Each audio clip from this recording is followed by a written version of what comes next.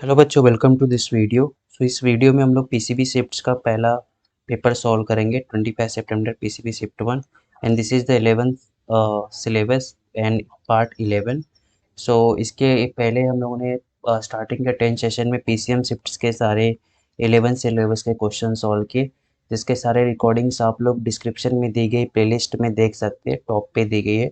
और प्लस 12 का complete syllabus का 2021 का पीवाईक्यूज ऑफ फिजिक्स सिलेबस के लिए देख सकते हैं उसमें। ठीक है। And before starting the video, please subscribe my YouTube channel and join the Telegram group. And यदि आपको 11-12 सिलेबस का कंप्लीट फिजिक्स सिलेबस पूरा मतलब स्टार्टिंग बेसिक से लेके एमसीक्यू सॉल्विंग तक देखना है तो आप अनअकैडमी पे मुझे फॉलो करके मेरे 90 वीडियोस है कंप्लीट फिजिक्स का सिलेबस 11-12 के लिए आप देख सकते हो। ठीक है, आपको गारंटेड उसका फ़ायदा होगा। So let start. So first question क्या दिया गया, energy required to move a body of mass m from an orbit of radius 2r to 3r above the earth surface is। Okay, so आपका जो satellite है already कहाँ पे है, at a height है, ऑर्बिट में। सो ऑर्बिट में जब रहता है तो उसका एनर्जी क्या रहता है, टोटल एनर्जी का फॉर्मूला क्या होता है, -gm/a ये 2r + h होता है। उसका ऑर्बिट ऑफ रेडियस क्या है, 2r है। ये ऑर्बिट का रेडियस, इसको आप 2r भी लिखते हो। ओके, मैं ऐसा लिख देता हूँ। तो ऑर्बिट का रेडियस आप स्मॉल r भी लिखते हो। सो पहला आप क्या कर रहे हो, उसको r1 = 2r से r2 = 3r तक लेके जा रहे हो। सो पहले के लिए आपका एनर्जी क्या हो जाएगा, टोटल एनर्जी -gmm, ये 2r1 कितना हो जाएगा, 2 × 2r2 3r। सो 2r कितना कर दिया, -gmm कितना आ गया आपका, divided by okay, for an from an orbit of radius 2r to 3r। Okay, just a second, move from an orbit of radius 2r से 3r तक जा रहा है। ओके, सो आई थिंक ये 2 × 2 हुआ, तो ये आपका आंसर कितना हो गया, 4r। एंड सेकेंड के लिए क्या हो गया, ये आपका bit of radius 2r। Okay, next के लिए आपका 2 × आपका r 3r है, ये कितना हो जाएगा, -6 mm। Okay, 6r।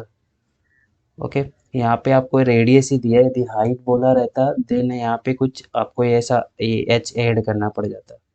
ठीक है, सो यहाँ पे ऑर्बिट ही बोला था तो मैंने डायरेक्टली लिया। अभी आपको एनर्जी, मतलब ये दोनों का जितना डिफरेंस रहेगा उतना ही आपको एनर्जी लगेगा। ओके, सो आपका जो कॉमन पार्ट है E2 - E1, मैं वहाँ पे माइनस कॉमन ले ले रहा हूँ। सो यहाँ पे आपका क्या बचेगा, 1/6r - 1/4r। ओके, सो आप इसको सॉल्व करोगे, क्या आएगा देखो, -gm/m, ये आपका 4r - 6r, ये आपका 24r²। सो यहाँ पे -gmm, ये आपका -2r 24r²। So minus minus plus हो गया और एक आर आपका कैंसिल हो गया। सो इधर कितना आ गया आपका आंसर, 12r। ओके, सो यहाँ पे बेसिकली आपका जो क्वेश्चन दिया है ये ऑर्बिट का दिया है, बट आपके यहाँ पे आंसर से नहीं आ रहा है। मतलब यहाँ पे ना प्रॉब्लम क्या हुआ है, यहाँ पे क्वेश्चन ऐसा होना चाहिए, for an orbit of radius at a height of 2r to आपको हाइट 3r तक ले जाना है। सो इस ये अपना जो प्रॉब्लम हमने किया है, इस पर प्रॉब्लम हमने राइट ही किया है, बट क्वेश्चन इसमें ऑप्शन जो दिए वो मैच नहीं हो रहे, बिकॉज यहाँ पे इफ हाइट दिया रहता है ना, तो आप यहाँ पे क्या करते, ई एच का वैल्यू डालते, तो आपका क्या होता है, यदि 2r रहता तो ये r + 2r 3r, ये कितना हो जाता आपका 6r, E1 आता। और E2 क्या होता, -gm/m, यहाँ पे h यदि आपका 3r दिया, 3r + 4r 8r। सो आप यदि आप ये दोनों को माइनस करते, E1 - E2, तब आपको क्या आता आंसर, gm/m 24r, जो कि आंसर डी होता। से प्रॉब्लम में कुछ तो मिस्टेक है। ठीक है, नेक्स्ट क्वेश्चन क्या दिया गया है, और wave travelling along the x axis, आपको इक्वेशन दिया गया है y = 0.05। इजी क्वेश्चन है, cos α x - बीटा टी। सो आपको ये जनरल इक्वेशन ध्यान में रखो, ए कॉस या साइन कुछ भी रहे, आपका यहाँ पे अल्फ़ा, ये आपका 2π/√, लैम्डा एक्स और ये -2π/t ये होता है। ओके, तो आपको पूछा क्या है, वेवलेंथ एंड पीरियड का वैल्यू कितना है। Wavelength is 0.08 metre and period आपको 2 सेकंड दिया है। Then the value of alpha and beta. So alpha आपका यहाँ पे क्या है 2π/लैम्डा। सो लैम्डा आपको दिख ही रहा है 0.08 है।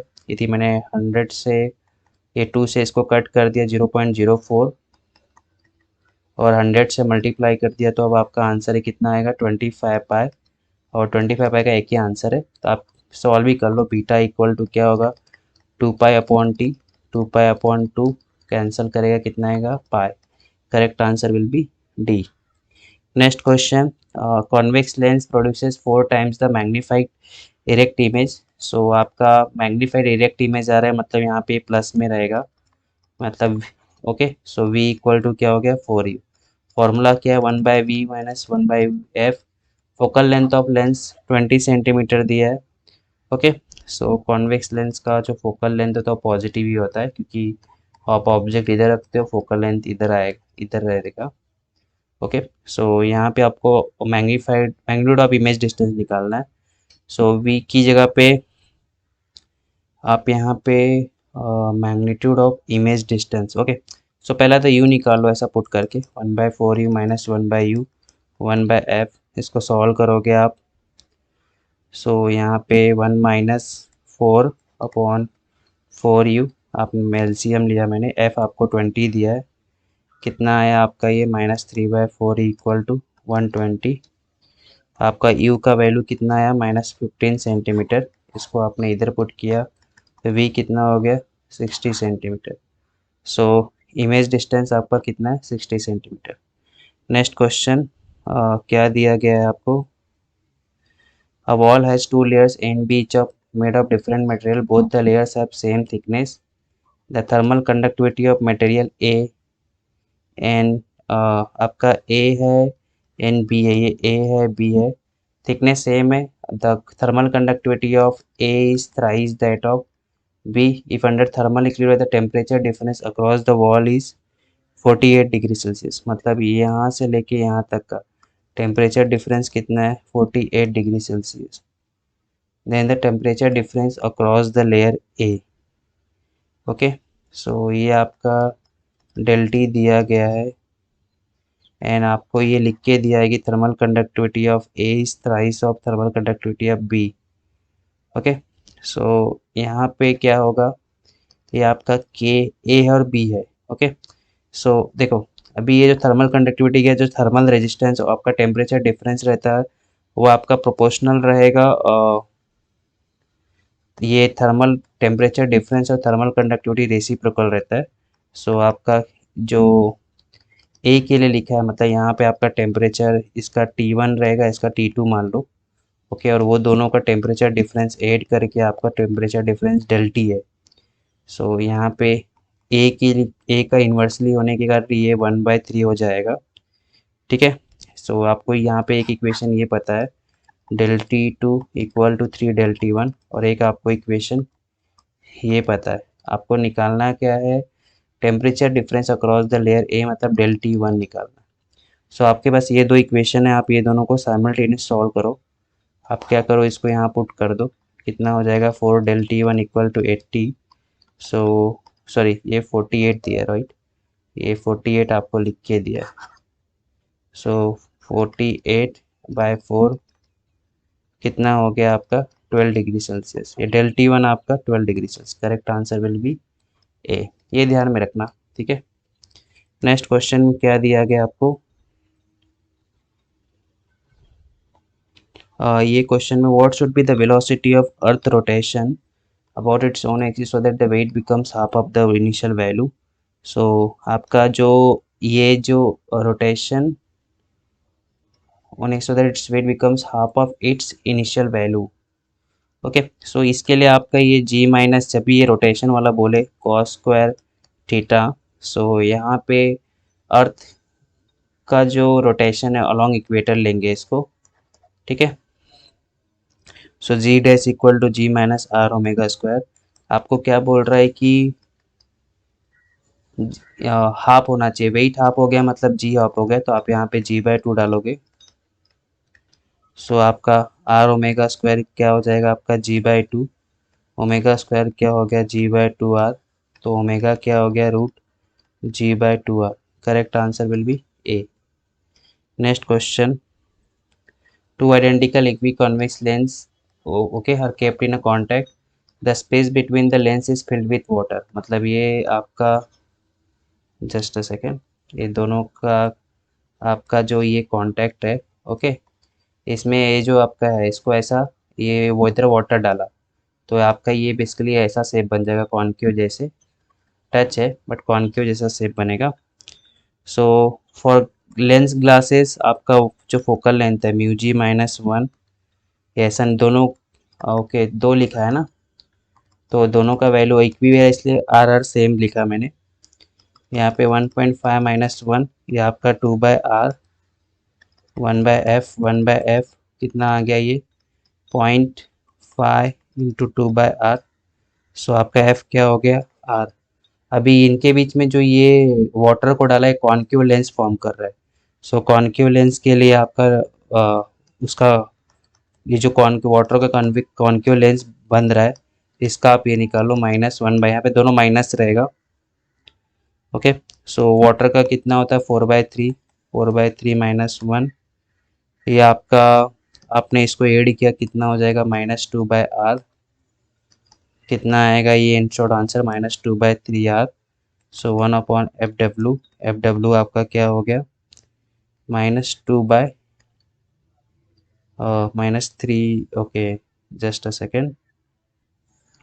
सो यहाँ पे आप ऐसा भी डाल सकते हो कि ये आपका f = r है, ये एफ डब्ल्यू आपका क्या हो गया -2/3/f, ओके। सो आपके ये तीनों तीन लेंस हो गए, आपका एक f है, फिर आपका एफ डैश, ये एफ डब्ल्यू है, फिर आपका f है।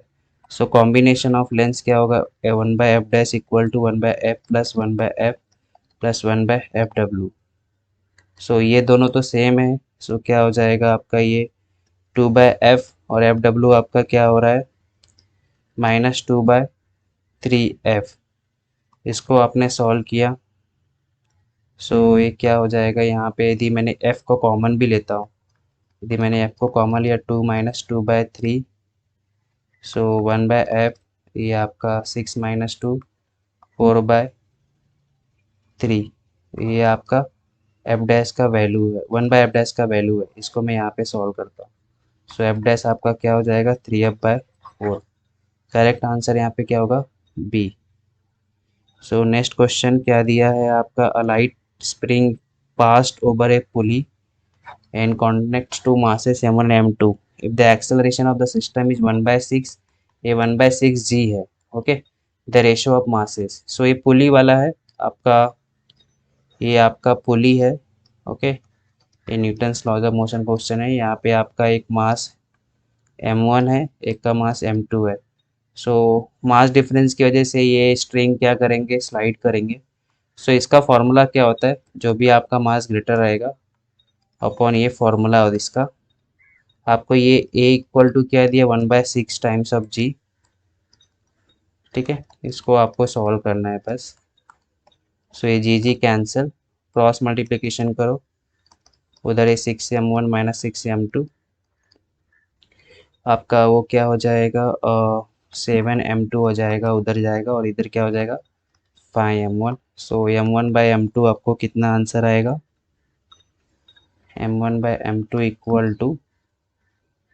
ओके, यहाँ पे लिख के दिया है कि m2 is greater than m1, सो हमने आई थिंक उल्टा कर दिया, यहाँ पे m2 - m1 होना चाहिए, ओके। सो ये m2 और m1, सो ये उधर जाएगा तो यहाँ पे 7m1 आएगा और ये 5m2 आएगा।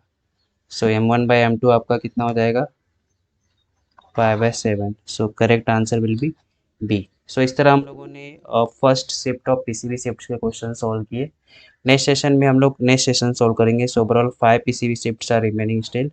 सो हम लोग ट्राई करेंगे कंप्लीट करने का कल तक ये सारे 5 shift, okay. So thank you for this video, please subscribe my YouTube channel and join the Telegram group and watch all 2021 का PYQs फ्रॉम द प्लेलिस्ट जो भी डिस्क्रिप्शन में दी गई है, okay. So thank you for this.